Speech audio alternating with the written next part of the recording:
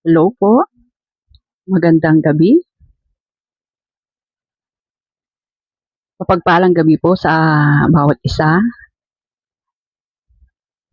Ito naman po muli ako at sa inyo ay kumakatok.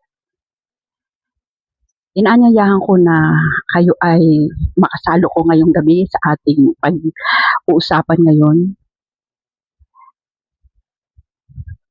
Pinapauna ko ng papasalamat ako sa makadadaan dito at tuwa ay samahan niyo ako na ating mapakinggan itong napakahalagang balita sa atin sa gabing ito.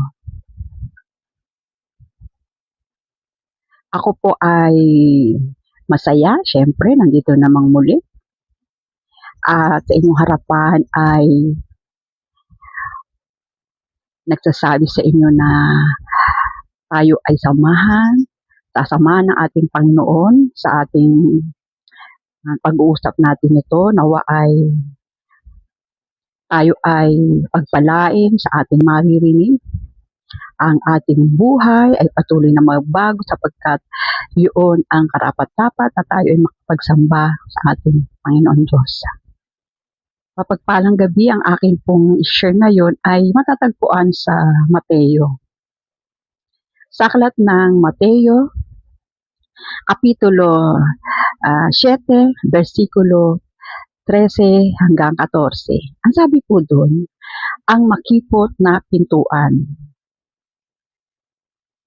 Pumasok kayo sa makipot na pintuan, sapagkat maluwang ang pintuan at malapad ang daan patungo sa kapahamakan.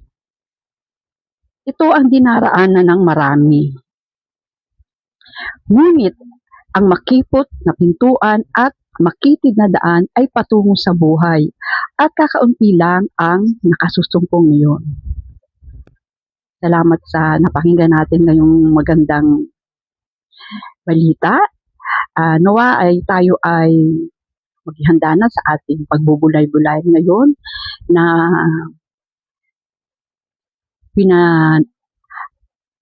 panawagan ng ating Panginoon ay pumasok tayo sa makipot na pintuan. Sabi ng Panginoon, pumasok kayo sa makipot na pintuan. Ang makipot na pintuan at makitid na daan ay patungo sa buhay. Sabi ng Panginoon. Inaanyayahan tayo ng Panginoon, ang kahilingan ng Panginoon, panawagan niya na pumasok tayo sa makitid na pintuan at makitid na daan na papunta sa buhay sa Kanya. Isipin natin makipot at makitid. Paano tayo makapapasok doon? Mga kapatid, meron lang ako sa inyong ibabahagi na para illustration. Imagine niyo na lang, no? Meron pong dalawang pantry, o dalawang shelves. Pareho pong may arrow. Yung kabilang arrow, yung left, ay ang nakalagay po doon ay dead food. At sa kanan, ang arrow ay living food. Yung living food, maihahambing natin siya, makukumpara natin siya sa organic food. At yung dead food ay non-organic food. Mga kapatid, sa ngayon, ano ba ang talagang gusto nyo? Non-organic or organic? Doon po kasi sa organic, yun po yung mga gulay, isda, mga sariwa po yun talagang galing sa tanim at galing po yun sa Panginoon. Talagang likas. Yun pong non-organic o yung nasa dead food, yun po yung gawa ng tao. Pero kung titingnan mo, mas gusto ng tao yung dito sa dead food or sa non-organic kasi madali lang siya eh. Hindi na maipe-prepare ng matagal at mas parang mas nagugustuhan ng mga tao yung non-organic. Ngayon po kasi dito sa living food, na nakalagay sa arrow ay Pag kumain ka nitong living food, ikaw ay may panlaban o lalakas ang iyong katawan, magkakaroon ka ng energy at ibang energy yung ibibigay sa'yo kasi ano yun eh, organic and living food. Malalayo ka sa sakit ng cancer, mga diabetes, hypertension, ano pa, yung mga hyperthyroidism, at sa mga cardiovascular, yung mga sakit sa puso. No? At doon naman sa non-organic or sa living food ay mga pagkain na madali ka magkasakit o talagang nag invite na magkasakit kasi mga instant yun, gawa ng tao. Mga sugar, matatamis. So, pag mas gusto ng tao, yun nga, di ba? Mga ganong pagkain. At yun, nag-invite yun na para ikaw ay tumaba, magkasakit ka sa puso, magka-diabetes, at karoon ka pa nga ng cancer. Mga ganun eh. Lalo ni matatamis, is gustong-gusto ng may cancer yan. Yung mga non-organic, kinakain natin, minsan, titikim tayo, pero pag lagi nating kinakain yun, magkakaroon din po yun ng hindi magandang resulta sa bandang huli at doon napapasok yung mga sakit-sakit. Ito po ay binigay ko ba ang illustration ngayon yung arrow doon sa kabila, yung dead food na hindi hindi na makapagbibigay ng sustansya, makakain na instant, napakadali ng kainin eh. Instant, at masarap pa, di ba? Kagaya dito sa organic, hahanap ka pa ng mga ganon, bibili ka pa, marami ka ipe-prepare, pero masustansya. At ikaw ay mabibigyan ng lakas, malalayo ka, lalakas yung immune system mo at hindi ka magkakasakit. Samantalang doon sa non-organic, pag lagi yun ang kinakain mo, magkakasakit ka. Kaya bakit ko po ito na ibigay na parang illustration ngayon? Kasi ito po yung ating pag-uusapan, yung makipot at makitid na daan at saka yung maluwang at malapad na daan. Kasi po tayong pagbata pa, sige-sige lang, kain dito, yung gusto lahat, nakakainin, kakainin. Kasi masarap eh. Pero bandang huli pala, pag yun at yung lagi, halimbawa, hindi ka gaano umiinom ng tubig, mas gusto mo yung may mga masasarap, matatamis. Konti ka na lang uminom ng tubig, yun ang pinapalit mo sa tubig, bandang huli. Yun yung kakaroon ng problema. At pag yung mga instant food din, lagi yung kinakain mo, kakaroon din ng problema sa bandang huli. Sa una, hindi pa, dahil mga ilang pa lang. Pero pag lagi ganun, ang kinakain, magkakaroon ng hindi maganda sa bandang huli. Kaya, napansin nyo po ba yung mga nakatira sa mga probinsya, sa mga katabi ng mga dagat, mga dalampasigan, ang lulusog nila, bihirang nagkakasakit. Ako po naalala ko po nung maliit pa po ako. Ako po yung lumaki sa probinsya namin. Ang tatay ko po nung nabubuhay, pag niyayaya niya ako, pupunta kami doon sa bundok. Tapos, pagbaba namin, yung may isa pa akong kasama na pamangkin. Bali tatlo kami umaakyat sa bundok. Tapos, yung tatay ko, pagbaba niya, meron siyang kalahating sako na puro gulay, iba-ibang klaseng gulay, organic, fresh. Ngayon, meron po kaming mini bodega. Kumbaga ngayon ay pantry. Siyempre, na ngayon eh, medyo iba na. Meron kami mini bodega na parang pantry. Nandun nakalagay lahat yung mga sinako ng tatay ko na iba-ibang gulay. So, yun, uulamin namin yung araw-araw. Minsan, lumalagpas pa na isang linggo. Tapos ako naman, pagigising ng maaga, pupunta na ako sa Dalampasi kasi may mga dadaong na mga ngisda. May dala po akong planggana. Tapos, manghihingi ako sa kanila, lalapit ako. Kasi ano pa lang ako no, mga 12 years old. Lalapit ako, bawat isang bangka magbibigay sa akin 5 pirasong isda. Tapos susunod 5 piraso hanggang mapuno ko yung planggana. Di pag uwi ko, meron na kaming fresh na fish yun. Ang gagawin ng nanay ko nun ay iihaw yun. Kasi wala namang rep dun eh.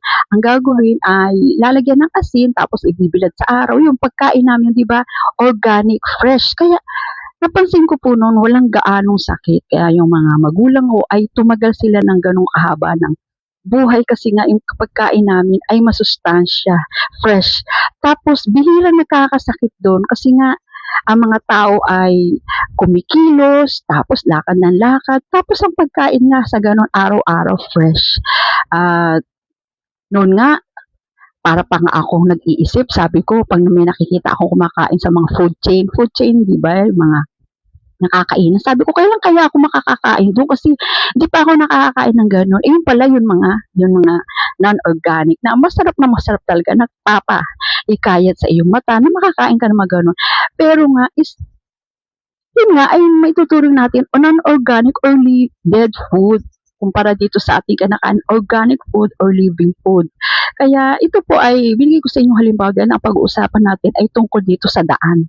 Daan na papunta sa buhay at daan na papunta sa kapahamakan. Mga kapatid, alam niyo po ba na kapag tayo ay sumunod sa ating Panginoon, sa kanyang kalooban, tayo ay maliligtas. Sabi ng Panginoon, pumasok kayo dito sa makipot at makitid na daan. Kung isipin natin, paano kaya tayo makakapasok dito? Makitid, tapos makipot, para ang hirap pumasok. Ano bang ibig sabihin nito? Siyempre, pagpapasok tayo doon, wala tayong bagaheng dala. Anong ibig sabihin? Wala tayong dadaling yung mga kalayawan natin, kapritsyohan natin. Ang dadalhin natin sa sarili natin na tayo ay susunod sa ating Panginoon, susunod sa kanyang kalooban. Hindi yung ating sarili ang masusunod, kundi susundin natin ang Panginoon. Dadaan tayo diyan sa makipot sapagkat marami tayong pagdadaan ng hirap, lubak-lubak, hamon sa buhay, makikipagsapalaran at sa ating paglalakad ngayon ang ating dinadalangan ay malugod ang Panginoon sa ating journey, sa ating paglalakad, sa ating pagtakbo, sa ating pag, uh, paglalakad, sa ating buhay na ating tatahakin. Kaya sa pagdaan natin sa makipot na daan, susunod tayo sa Kanya, hindi tayo titigil, hindi tayo babalik o titingin sa kaliwa o titingin sa kanan, kundi diretso, patuloy tayo sa pagsunod sa ating Panginoon. Sabi nga 'di ba sa huli, ang makitid na pintuan at makipot na pintuan ay patungo sa buhay. At kakaunti lang nakasusumpong niyon. Sabi ng Panginoon, kakaunti lang daw. Bakit kaya kakaunti? Maaring nakasumpo, nakapasok, pero hindi nagpatuloy, tumigil, tumalikod, natukso, naimpluwensyahan. Yung mga bagay na yun ay atin pong maisip na ganun. Maaring dati maalab siya, active siya sa gawain. Tapos, tumigil siya. Hindi na siya nagpatuloy. Kaya yun, kakaunti lang nakakasumpong. Mababasa natin sa Mateo na pag sumakita natin higit sa lahat ang pagharian tayo ng Diyos at mamuhay ayon sa kanyang kalooban at ipagkukuloob niya lahat ng ating kailangan. Sige first, unahin natin ang kaharian, kanyang kalooban. Marami magsasabi, Panginoon, Panginoon. Sabi ng Panginoon, hindi lahat ng Panginoon na magsasabi ng Panginoon ay maliligtas. Yun lamang sumusunod sa kalooban ng Diyos. Ang sabi ng Panginoon. Mababasa rin natin doon na nangaral po kayo sa amin. Nangaral po kami sa pangalan mo, nagpagaling po kami. Pero sabi ng Panginoon, hindi ko kayo nakikilala kasi hindi kayo sumunod sa kalooban ng Panginoon eh.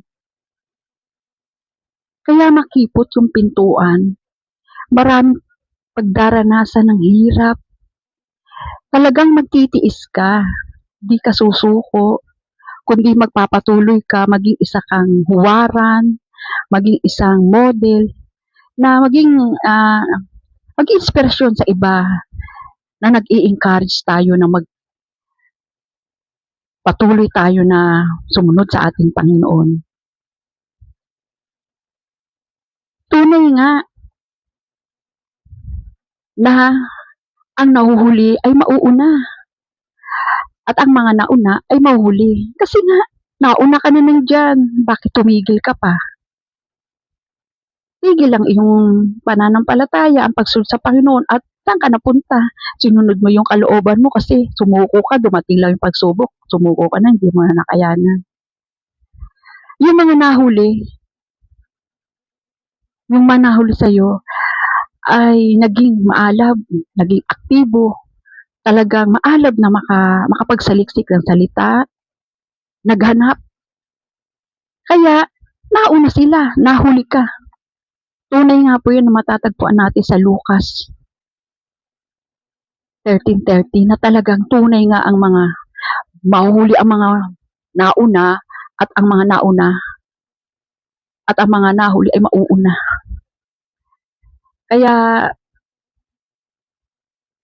kakaunti lang ang nakasusumpong.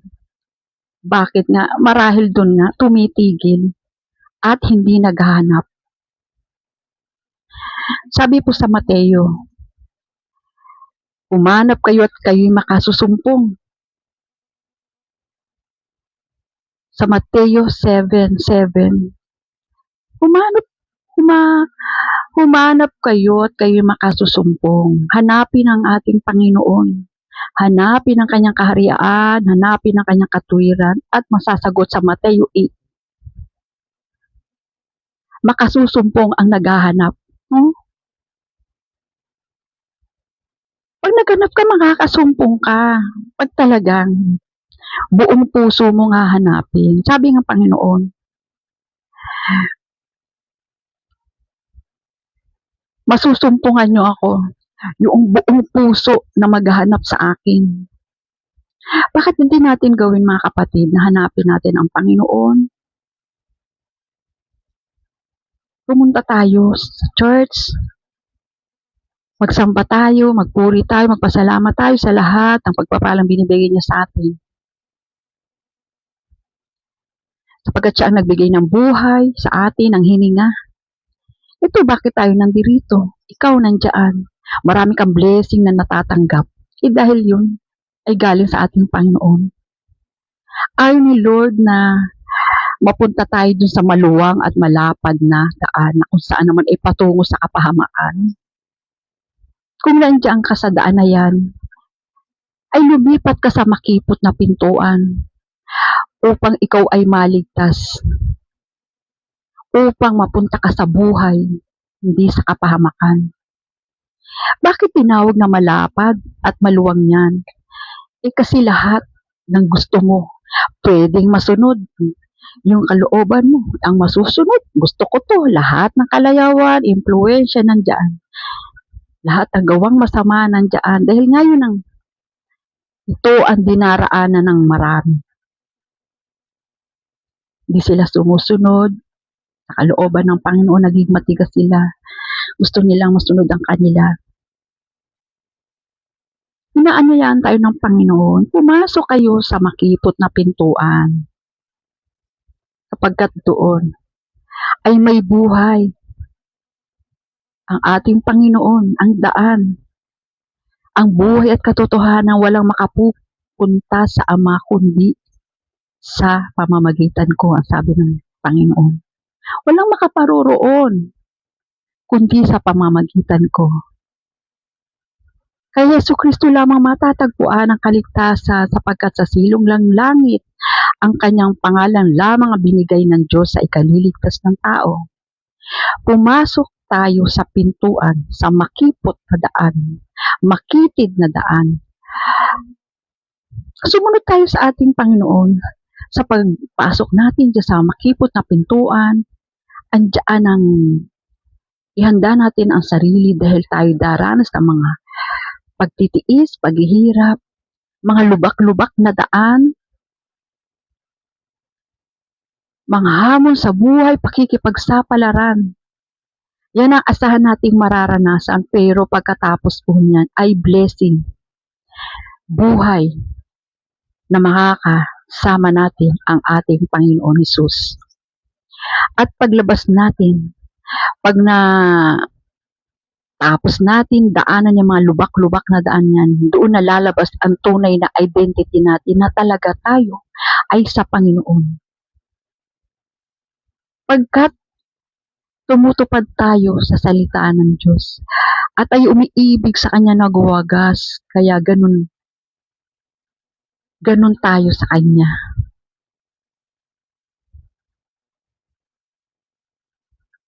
Ang tumutupad sa salita ng Diyos, ang umiibig sa Diyos ng wakas, ganito tayo, malalaman na tayo sa Kanya. Kaya mga kapatid, pumasok tayo sa makipot na pintuang ito, na kung saan makakasama natin ang Panginoon, may buhay, doon ay wala ng suffering, walang gutom, walang pag-iyak. Dito mararanasan natin yun. Kasi makakaranas tayo na tayo uusigin, itatakwil, walang makikinig sa atin. Pero magpatuloy lang tayo kasi yun ang nais ng Diyos, isasamahan naman niya tayo. Sasamahan tayo ng Panginoon. Hindi niya tayo iiwan, hindi niya tayo pababayaan. Huwag tayo doon sa maluwang na daan, na malapad na daan. Papunta po yun sa kapahamakan. Pag naranasan mo yung sarap ng buhay ngayon, paano na yung sa kabilang buhay? Dapat doon tayo tumuon. Yun ang paghandaan, yung kabilang buhay. Kasi yung kabilang buhay na yun, doon, pang matagalan na yun, dito temporal lang tayo eh. Kasi sinasabi nga nila, life is short. Sige, magpakasaya na tayo. Life is short eh. Enjoy na natin. Enjoy natin sa mabuti, sa makabuluhan, kagaya ng sa ating Panginoon na tayo'y nagpapakita ng kabutihan, humahayo tayo, dinadalaw natin ng mga may sakit, nagpe-pray natin sila, tinutulungan natin ng mga maliliit. Kung ano ginagawa ni Lord Jesus, ayun ang ating gagawin, hindi yung tayo gagawa para mabigyan natin kasiyahan natin ating sarili. Yun yung daan na sa malapad at sa maluwang. Dahil lang sinusunod mo yung sarili mo, ang gusto mo mabigyan ng kasiyahan yung sarili mo. Maraming kautusan na sinasabi nga sa atin, ay tanim natin sa ating isip, isulat sa puso, ilagay sa isip ang mga kautusan na yan. Upang yung mga babala na hindi tayo magkasala, alam na natin yan na kaya hindi tayo gagawa, hindi tayo lalapit sa kasalanan. Noong una pa may kautusan na. Sa panahon pa po ni Moises, ay may kautusan na, hanggang ngayon may kautusan na. Ngayon, kung lalabag ka sa kautusan na yan, tapos sasabihin mo, hindi mo alam, hindi mo narinig mo yan. Marami na nagsabi, nagpaalala, pero bakit hindi mo pinapansin, hindi mo pinapakinggan, at nagbibingi-bingihan, at sasabihin mo, wala kang alam, kaya ka patuloy gumagawa ng kasalanan. Kapatid, wala kang maidadahilan. Walang maidadahilan po kung masasabi mo na gumawa kang ganyan, dahil wala kang narinig na. May kautusan po na dapat natin sundin, kaya wala kang maidadahilan. Lahat po ay nakaabot na ng mga kautusan na yan. Kaya wala kang maidadahilan para hindi mo narinig yan at patuloy kang gumagawa ng kasalanan. Kaya nga nandito tayo para tayo ay magpaalala na sumunod tayo sa kalooban ng Panginoon. Huwag pa tayo magpasasa sa ating sarili. Iwasan natin na huwag tayo mahawa ng kasamaan sa sanlibutan. Ngayon po ay ayusin natin ang buhay natin sapagkat hindi natin alam ang oras, ang bawat araw na darating. Paano kung hindi tayo nakatanggap sa ating Panginoon? Paano? Saan ka pupunta? Doon sa malawak? Malapad na daan? Kung saan, alam mo na, kapahamakan yun. O dito sa makipot na daan, ay ang buhay ang patutunguhan. Kaya ang gagawin mo lang, kapatid, ipahayag mo yung kasalanan, at maaasahan mo na ika'y patatawarin ng Panginoon at lilinisin ka sa lahat ng iyong kasama sapagkat ang ating Panginoon ay matuwid. Makipagkaisa ka sa Panginoon, humingi ka ng habag, humingi ka ng awa, at pagsisihan mo lahat, talikdan mo lahat ang iyong kasalanan at sumunod ka sa Kanya at maglingkod. Alam mo ba, pag isinurrender mo ang iyong sarili, nagsisi ka, papawalang sala lahat ni Lord ang mga kasalanan mo. Kasi tinanggap mo siya, nanalig ka sa Kanya. Bibigyan Kanyang karapatang maging anak niya.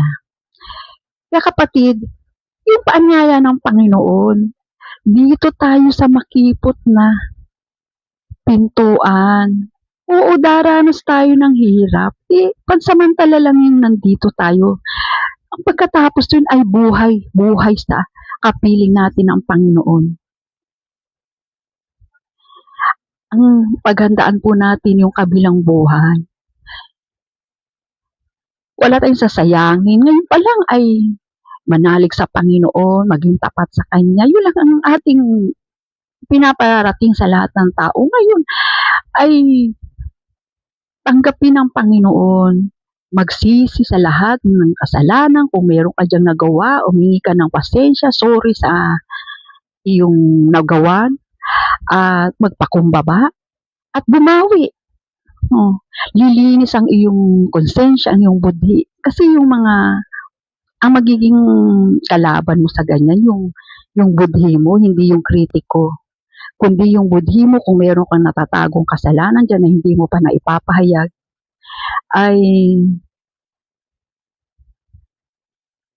hihingi mo na ng tawad sa Panginoon. Hanggat maaga pa, hanggat ikaw ay malakas pa, makapaglingkod sa Panginoon, hindi kung kailan dapit hapon na at wala nang lakas, saka ka palang makakaisip na lumapit at maglingkod. Ang panawagan ng Panginoon, sa makitid na daan, tayo ay pumasok. Oo, pag tayo sumunod sa Panginoon, magtitiis tayo, hindi yung kalooban natin ang ating susundin. Yun ang sinuko na natin ating buhay sa ating Panginoon. Hindi na tayo nagmay-ari ng ating buhay, ang Panginoon na. Upang tayo maging karapat-dapat sa Kanya, ayun, wala tayong bagahing dadalhin o yung mga hadlang para tayo ay makasunod sa Panginoon.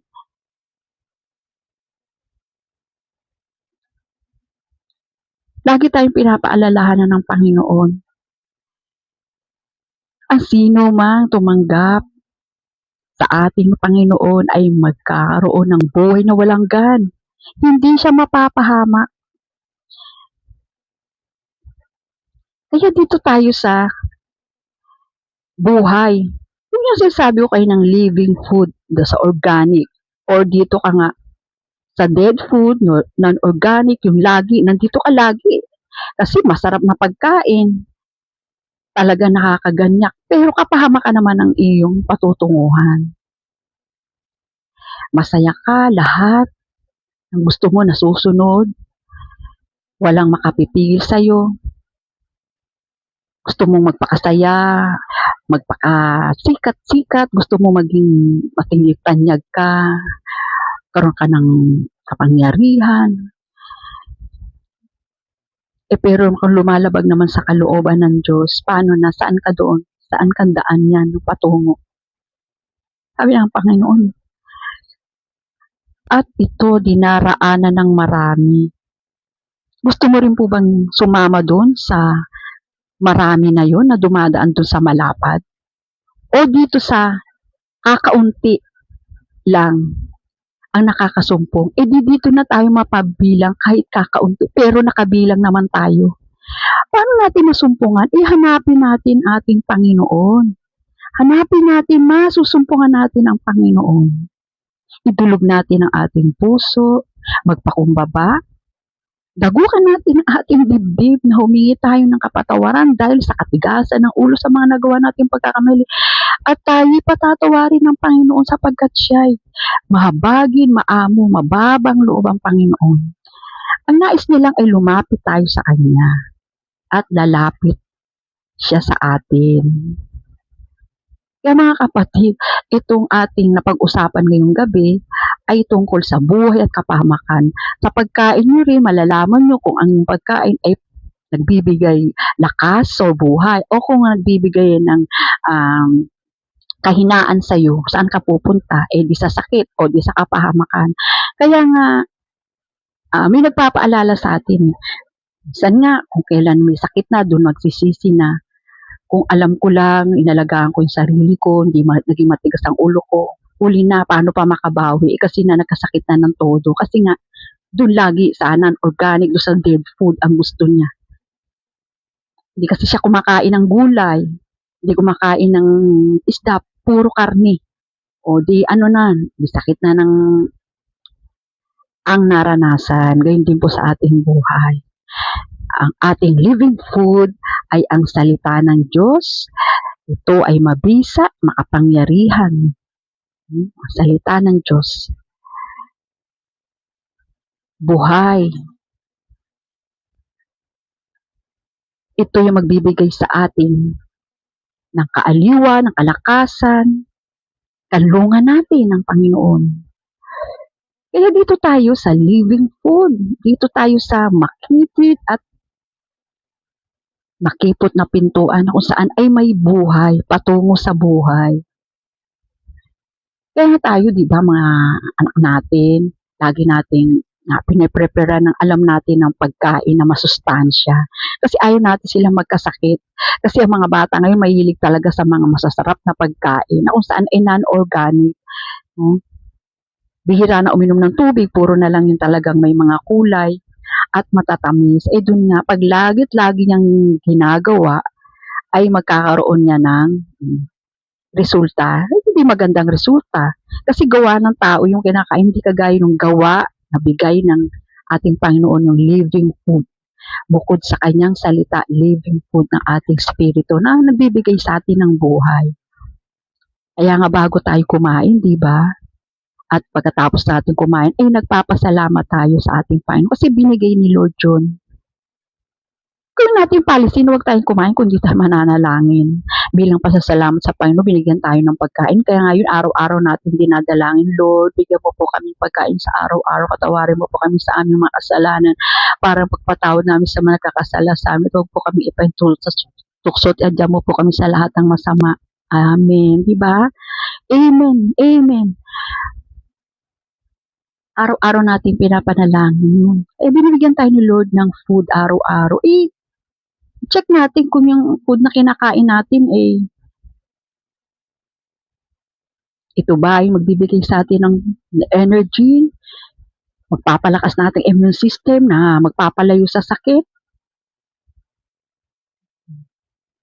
Siyempre pag may bibigyan ka ng biyaya, may pera ka, no? Biyaya yan, pera. Bili mo yung tamang pagkain, di ba? Binibigay tayo ni Lord araw-araw ng pagkain. Bibigyan tayo ng pambili. Yung pambili natin, yung bibili natin ng pagkain. So, yung pipiliin natin yung tamang pagkain na magbibigay sa atin ng energy at saka ng pampalayo sa sakit. Ganon din sa ating pinag-aralan ngayon. Ang pinapaanyaya sa ating Panginoon, dito tayo sa makipot na daan, may buhay ito. Oo, daranas tayo ng mga hirap, pag-uusig. Hindi mo talaga maranasan hirap dito kasi sumusunod ka sa Panginoon. Ihuli mo na ang sarili mo o talagang tatanggihan mo na ang sarili mo sapagkat ang magmamayari na sa iyo ang Panginoon. Halimbawa, gusto mo pumunta sa party, meron ka ng mahalagang pupuntahan na, may cell group ka, tapos may andong party. So, sino ang uunahin mo doon? Yung bang gusto mong mag-party-party dahil sarili mo, masiyahan ka, o yung merong cell group na pag-uusapan itungkol sa ating Panginoon. Pili ka doon. Kaya, ito na tinuturo sa atin kung ano yung dapat, kung ano yung ating gagawin. Ito yung paalala sa atin, huwag po tayong magdaramdam sapagkat ito ay paalala sa atin upang tayo ay hindi magkasala, hindi tayo mawala sa linya o sa hulog, sapagkat ang Panginoon ay laging nandiyan nagpapala, hindi napapagod magmahal sa atin. Tayo pa nga minsan na nagkukulang, di ba? Tayo ang minsan nagiging matigas ang ulong, nagiging matampuhin. Kapag talagang tayo ay nasa Panginoon, tatanggalin na ni Lord yun. Kung tayo nagiging matatampuhin, tatanggalin na ni Lord yun. Papalitan na ng talaga na tayo ay maging matatag. Tayo ay magiging malawak ang pangunawa, malinis ang isip, malinis ang puso. Sabi nga ng Apostol Pablo, sa wakas mga kapatid, dapat maging laman ng inyong isip ay mga karapat-dapat na kapuri-puri, kagalang-galang, mga bagay na malinis, marangal, matuwid, totoo, kaibig-ibig at kagalang-galang. Yun, malinis, sabi ng Apostol Pablo. Dapat maging laman ng inyong isip ay malinis. Ganon din sa ating puso. Mapalad ang may malinis na puso sapagkat makita niya ang Diyos. Ganon. Pag malinis ang ating puso, malinis ang ating isipan, o di ba ang ganda? Makikita natin ang mukha ang ating Panginoon. Kaya nga dinadalangin natin sa lagi tayong magkaroon ng malinis na puso, malawak na pangunawa, dahil ang uunawain natin sila. Hindi natin nahanapan sila ng hindi maganda o hatulan, kundi uunawain natin, ating obserbahan, suri-suri. Tapos doon natin malaman, ganito, ganyan. At kung hindi mo naman talaga kaya, ay ipag-pray mo yung tao. Walang makapagpapabago dyan. Si Lord lang makapagpapabago. Ang gagawin lang natin talaga is ipag-pray sila ng ipag-pray. Tapos, darating ang panahon, natatawagin na siya ni Lord at doon siya magdidesisyon. Kaya nga kailangan may tanim, may magdidilig sa kanya at ang Panginoon ang nagpapalago ng pananampalataya. At sa pagpalago ng kanyang pananampalataya, doon na siya magdidesisyon na ano na ang kanyang sarili, tuluyan ng magbago. May transformation. Ngayon kung hindi ka pa nababago, walang transformation, sino ang sinusunod mo? Ang kalooban ba ng Diyos o yung ikaw pa? Kaya nga, kapag lapit natin sa ating Panginoon, pagdulog natin sa Kanya, paghihingi natin ng ating kapatawaran, yun na rin, dudulog natin, susuko natin ang lahat, tayo ay patuloy na matuwid, patuloy tayong magbago. Kaya nga kapatid, pasok tayo sa makipot na daan.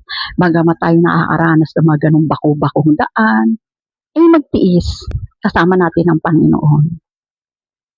Maraming hamon sa buhay. At yung mga yan, mga pagsubok na yan, dumarating, wisdom yan, marami tayong matututunan na yan.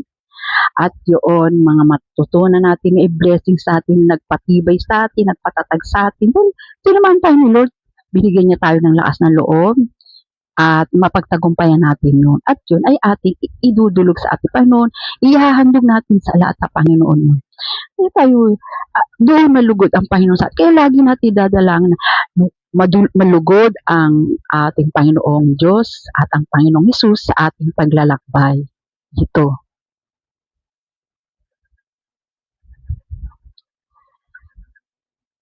Dalawa lang ang pagpipilian natin, mga kapatid. Ang pintuan na makipot, makitid, o ang pintuan na malawak o maluwang. Marami nagkakasayahan doon. Sa maluwang ang malapad, ang daming pumupunta roon ng impluensyahan. Gusto nila may kalayaan, sarili nila ang sinusunod nila. Ayaw nilang maghirap, ayaw nilang magtiis. Kapag may dumating na pagsubok, bumibigay, inikitil na ang buhay na ayaw niya na, pagod na ako, hindi ko na kaya. Pero kung meron kang Diyos sa puso, dumating man ang ganyang mga pagsubok, ay may aaliw sa iyo, may aalalay sa iyo ang kanyang salita at ang Panginoon. Kaya kapatid, lipat tayo. Dito tayo sa makipot na pintuan. Isipin yung mahirap makapasok. Hanapin natin ang Panginoon. Hanapin natin ang Panginoon at ang Panginoon ay lalapit sa atin. Yayakapin niya tayo.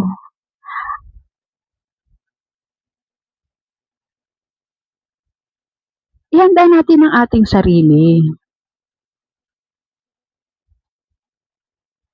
Huwag tayong mag-aksepa ng panahon ngayon na. Sabi sa Marcos 1:5, dumating na ang takdang panahon. Talikdan ng inyong kasalanan at magsisi kayo at maniwala sa mabuting balitang ito. Ito ang salita ng Diyos na tinuturuan niya tayo at sinusupil niya tayo sa lahat ng iniibig niya. Kaya nga, magsisi ka, talikdan mo yung mga kasalanan. At tanggapin ng Panginoong Hesus na yung sarili ng Panginoon, tagapagligtas, at sumunod sa kanyang kalooban at maglingkod. At tayo isama niya sa kanyang kinaroroonan. Yun po ang pagsunod sa kalooban ng ating Panginoon. Yung magpapatuloy tayo, hindi tayo hihinto, hindi tayo tatalikod.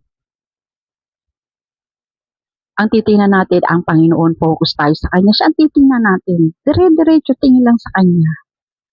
Dumarating minsan na tayo lumuluha, nagtatanim tayo ng pagluha, pero tayo aani ng kagalakan bandang huli. Aalalayan tayo ng Panginoon. Hindi naman niya tayo iwan, hindi niya pababayaan. Basta dumiretso tayo, abang-abang tayo sa ating Panginoon, mag-focus tayo sa Kanya. Yung lagi natin siyang gusto natin na siya ating makapiling lagi. Yun nga, pag ganito, magawain, pagtitipon, ito yung nakakapiling natin ng Panginoon kasi meron siyang revelasyon na binibigay sa atin. Ito yung ating naririnig, yung kanyang mga salita, nagbibigay sa atin ng lakas, kaligtasan. Kaya nga, nagtakda pa siya ng isang araw ngayon. Kapag narinig nyo ngayon ang tinig ng Diyos, huwag maging matigas ang inyong ulo. Pasok na tayo mga kapatid sa makipot na pintuan, makitid na daan. Pero may buhay. Nandoon ang ating Panginoon na naghihintay. Huwag tayo sa maluwang at malapad na daan na sinusunod mo yung kalooban mo, yung sarili mo. Pero saan ka naman patutungo? Gusto mo bang mapunta ka sa kapahamakan? Sa huli na, wala nang magagawa dahil nandun ka na. Paano ka pa malilis? Kahit andito pa tayo sa katawan ng lupa, ay magsisi na tayo, hindi kung kailan nandun at wala ka nang huli na ang lahat. Kaya dito pa lang ay tayo ay tumanggap na. Magsisi, number one talaga magsisi. Tapos, sumunod sa kalooban ng Panginoon. Napakasarap sumunod sa kalooban ng Panginoon na yung magaang ang kalooban mo na wala kang daladalang kasalanan. Free, malayang-malaya ka na. At doon papasok sa iyo ang kapangyarihan, ang banal na espiritu na gagabay sa iyo. Malalaman mo ang buong katotohanan. Malalaman mo ang lihim ng paghahari ng Diyos. Kasi, binuksan mo yung pandinig mo, minulat mo yung mata mo, nagbalik loob ka sa Diyos, at pagagalingin ka ng ating Panginoong Hesus. Yan lang ating gagawin natin mga kapatid. Magsisi.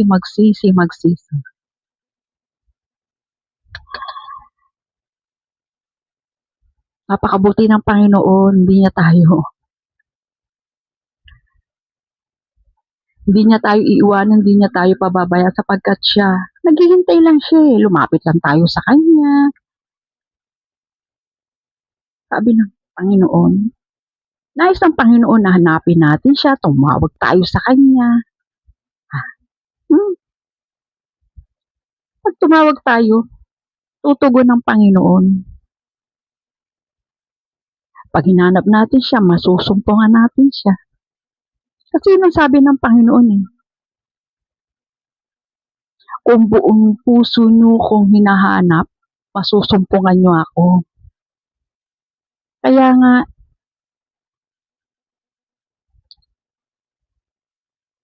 ating puso ay ating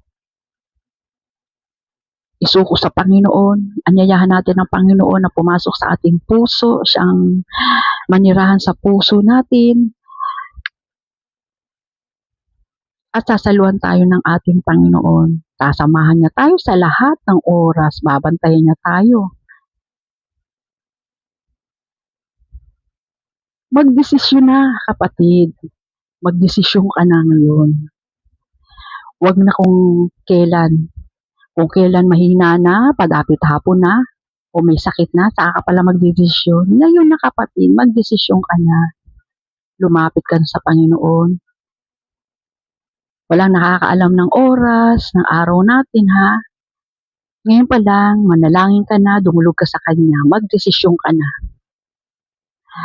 At palalaguin ng Panginoon ang iyong pananampalataya, ang iyong pagkatao, palalaguin ka at doonan talagang magkakaroon ng transformation sa buhay mo na magbabagong lubos sa inyo at doon ka makakaramdam ng kagalakan sapagkat binago ka ng pag-ibig ng Diyos. Babaguhin ka ng Kanyang pag-ibig at makikigalak siya sa katuwaan mo.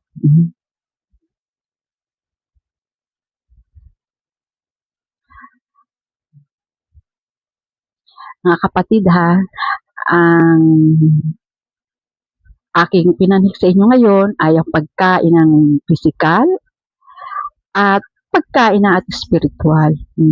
Pagkain ng pisikal na kung saan tayo ay lalakas, o yung manghihina, o yung pagkain ng ating narinig na salita ng Diyos ay magbibigay ng buhay at kalakasan din sa ating pananampalataya upang tayo ay magpatuloy, patuloy tayong magpahayag, patuloy tayong manawagan, at patuloy tayong magbigay ng kalakasan sa pamagitan ng mga salita ng Diyos na talagang makapangyarihan. Ito yung gamot natin. Araw-araw natin pananalangin sa ating Panginoon, sa pagtawag natin sa Panginoon. Tayo nagpupurit, luluwalhati sa Kanyang pangalan. Lahat ng ating kailangan ay ibibigay niya. Manalangin tayo ng manalangin. Tinuruan tayo ng Panginoon kung paano tayo manalangin, di ba? Lagi tayong hihingi ng kapatawaran, hihingi tayo ng ating mga pangangailangan sa araw-araw. At alam ng Panginoon yung ating mga pangangailangan. Bago pa man natin yan hingin, alam niya na. Pero siyempre, hihingi tayo. Kasi yung panghingi natin, yun yung tayong lumalapit sa Kanya, tumatawag, di ba? Doon, nakikipag-usap tayo kasi may relasyon tayo sa ating Panginoon. Siya ang ating Panginoon, siya ang ating Diyos, at tayo ang Kanyang mga anak. Siyempre, yung mga anak, di ba? Ang mga ama, ganyan, mga magulang, gusto nila na yung lalapit yung kanilang mga anak. Ano bang hihingi nila? At tayo mga magulang ay bibigay natin talaga. Gagawa pa nga tayo ng paraan para maibigay natin sa kanila, para masiyahan sila. Ganun din ang ating Panginoon. Kahit nga yung masasama nabibigay niya yung mabubuting bagay sa kanilang mga anak. Kano pa kaya yung ating Panginoon na ibibigay niya yung mabubuting bagay sa mga humingi sa Kanya? Napakabuti ng ating Panginoon. Basta pag tayo nanalangin, maniwala lang tayo na maniwala at pray, believe, and receive. Yan. Pananalangin tayo, maniwala tayo ay yun ating makakamtan yung ating dinadalangin. Pagkat ibibigay ni Lord yun kung may talagang mabuti kang hangarin. Yung talagang, ang iyong puso ay talagang tama yung hinihingi mo. Yung hindi para sa iyo, para sa iyong kapwa, tutuginin ng Panginoon yun. Kasi ang dinadalangin mo, hindi sa sarili mo, sa ibang tao may ano ka, habag ka sa kapwa mo. Kaya yung lagi mong dinadalangin ay tutugunin ni Lord. Yung kasi nakita niya ang puso mo na meron kang awa sa iyong kapwa.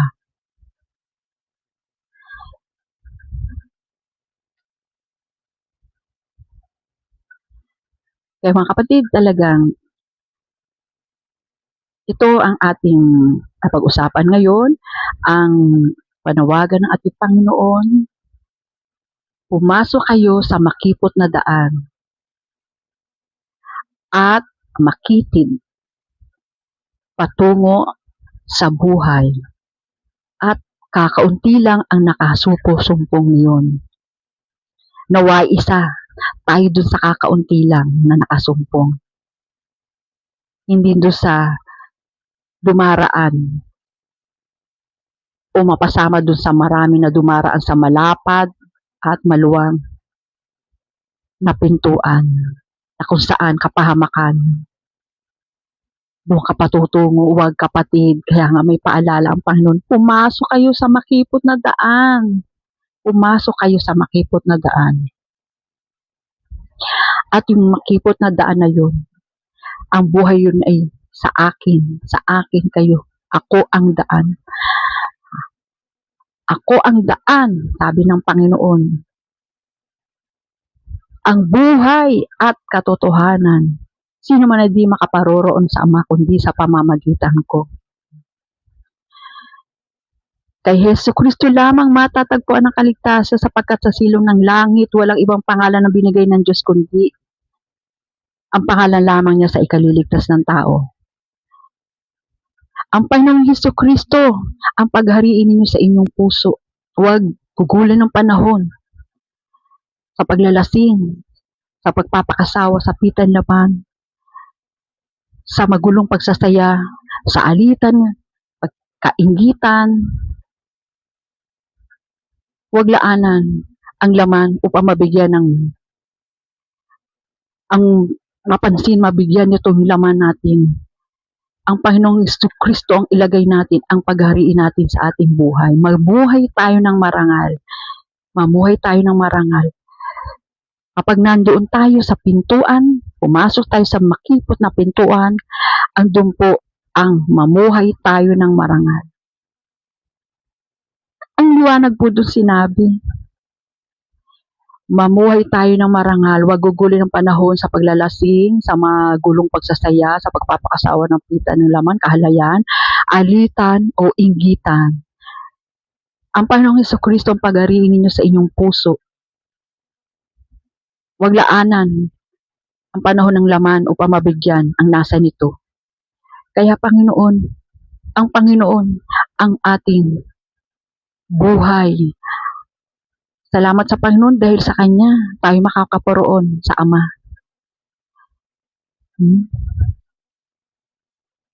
Ganon din, makakadanas tayong hirap, pag-uusig, ganun kasi ang ating Panginoon. Pero, makakapadala tayo ng kaluluwa sa Ama.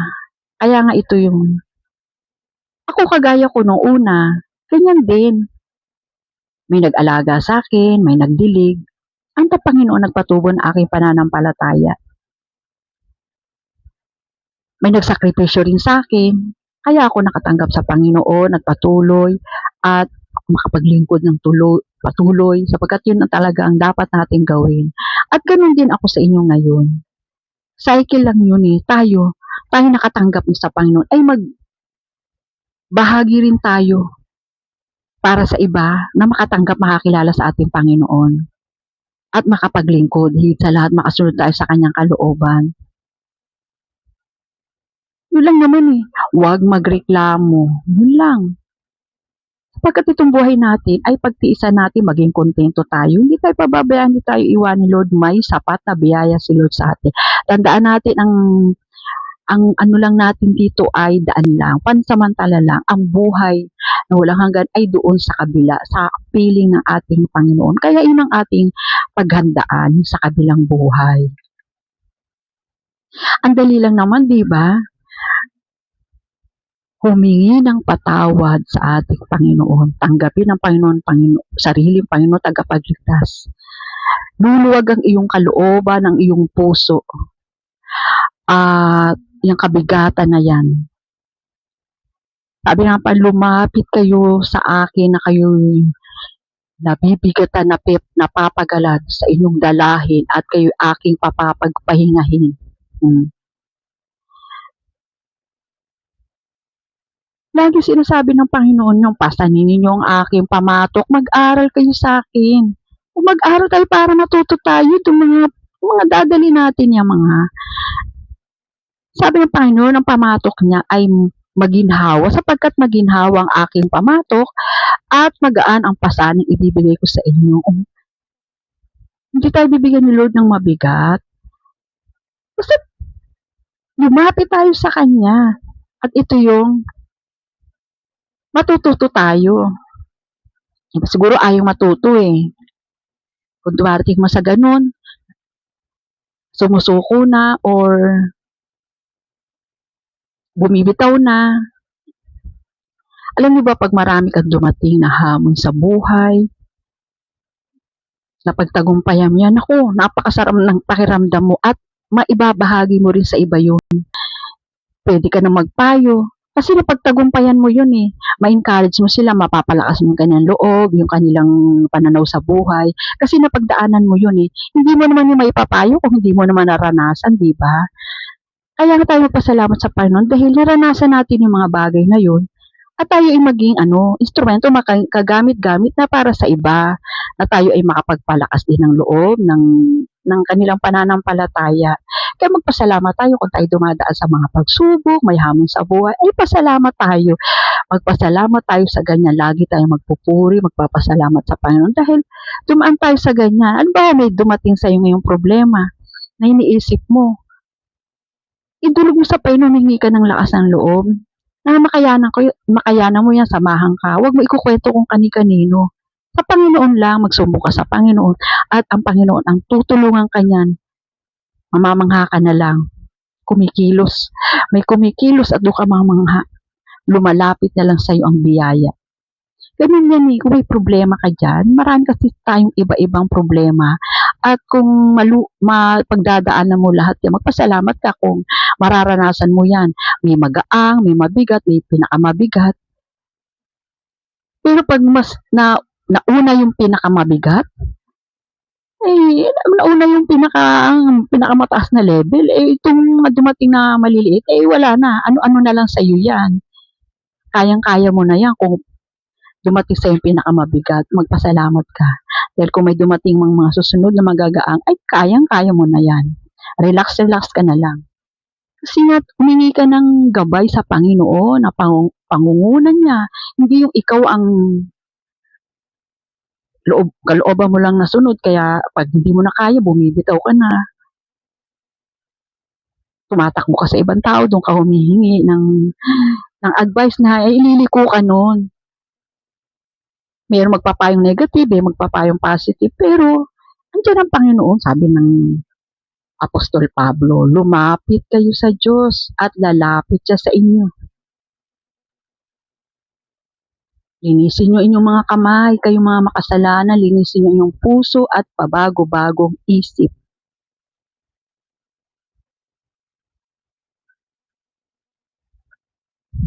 Kaya mga kapatid, itong aking share sa inyo ay yun. Living food at makipot at makitid na daan kung saan ay may buhay. Huwag tayo dun sa dead food or sa malapad o maluwang na pintuan, ay kapahamakan yun. Kapahamakan. Pag nandun ka na, magsisisi ka na bandang huli. Tapos na, wala nang, mahirap na maibalik. Kaya nga ngayon eh. Diba marami ngayon, paalala, papahayag o kumain kayo ng masustansyang pagkain, uminom ng sapat ng maraming tubig. Hindi na sapat, maraming tubig, yung kaya mo uminom. Kumain kayo ng masustansya, mag-exercise, uminom ng mga vitamin supplements, diet, at hanggang higit sa lahat, magbasa ng scriptures at prayer time, di ba? Yan. Kaya paalala yan sa atin. Kapag meron tayo niya, lalo na may sleep, tamang sleep, hindi yung doon nagsisimula talaga ang pagkakasakit, yung kulang sa tulog. Yun talaga, doon nagsisimula talaga ang mahirap pag kulang sa tulog. Kaya ito mga nagpapaalala sa atin eh dahil may concern sila. So yun ang pakinggan natin, huwag tayo magbingi-bingihan, tapos bandang huli magkakasakit ka na, doon ka pa magsisisi, huli na. Hindi na makapanumbalik yung iyong health. Hindi ka na makatrabaho kahit na ikaw ay mapakatalino po pa dyan or may maganda kang trabaho. Kung may sakit ka, o paano ka pa makapagtrabaho eh mahina na yung katawan mo. Kaya nga, ito tayo sa living food at sa salita ng Diyos, magbasa tayo ng magbasa, tayo lalakas, natutuwid pa tayo at nakakasunod tayo sa kalooban ng Diyos. Salamat mga kapatid sa gabing ito. At ang narinig natin ngayon ay magbigay sa atin ng pagpapala sa ating buhay, lalo pa tayong magpakatatag, lalo pa tayong magpatuloy. Lagi tayong tumawag sa Panginoon, manalangin, magbasa ng kanyang salita. At pray natin ating mga sambayanan, ating mga kapwa na may sakit. Lapit natin, itaas natin sa ating Panginoon. Good night mga kapatid at magandang gabi muli. God bless all.